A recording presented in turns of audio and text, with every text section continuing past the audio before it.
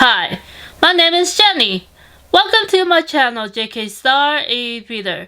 Today I'm doing a November TBR. That's right, it's a November TBR, and I have a stack of books here to talk about. So let's get going. November is Nonfiction November. It's an online event hosted by a book olive, and I've been participating every year since it started. And so I have a few books here. We'll see how many I actually get to in the month of November. So let's get going. The first book I have to show you, it is Opinions by Roxane Gay. So I read Bad Feminist by Roxane Gay, and that was a few years ago, and have not read anything since. So with this new publication, I thought I would jump on it, and I was able to get a copy at a local bookstore, and I am excited to finally start this book. I am a subscriber to the Roxane Gay Substack newsletter, so I could have been reading that all along, but instead I wanted a hardback copy of the new book. So yeah, Opinions by Roxane Gay. Next, I have another book to show you, and this one is Klee, Wyck by Emily Carr. So I've had this book for a while now, and have actually two books in my collection by Emily Carr, and they are memoirs. So Klee, Wyck is the next book that is on my list to read, and it is by a famous Canadian painter. And so I'll read you a little bit on the back to give you a sense of what this book is about. So here goes. It says, the legendary Emily Carr was primarily a painter, but she first gained recognition as a writer. Her first book, published in 1941, was titled Klee, Wyck, also known as Laughing One, in honor of the name that the native people of the West Coast gave her as an intrepid young woman. The book was a hit with both critics and the public, won the prestigious Governor General's Award, and has been in print ever since. Emily Carr wrote the book in 21-word sketches after visiting and living with native people, painting their totem poles and villages, many of them in remote areas. She tells her stories with beauty, pathos, and a vivid awareness of the comedy of people and situations. Yeah, there's another paragraph there, but I'll let you get a sense of it for yourself if you happen to come across this book. So yeah, Klee, Wyck by Emily Carr. Next, another book I have to show you, and this one is Superfan by Jen Sookfong Lee.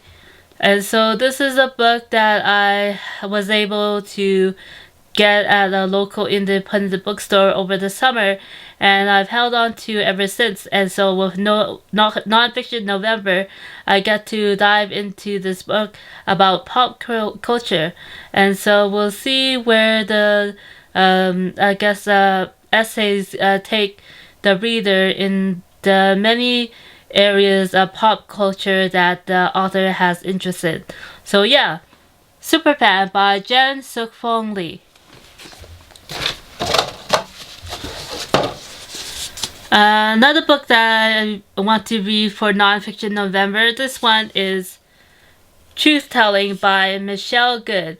So I have two books by Michelle Good, a fiction title called Five Little Indians, and this nonfiction title, which is the most recent publication.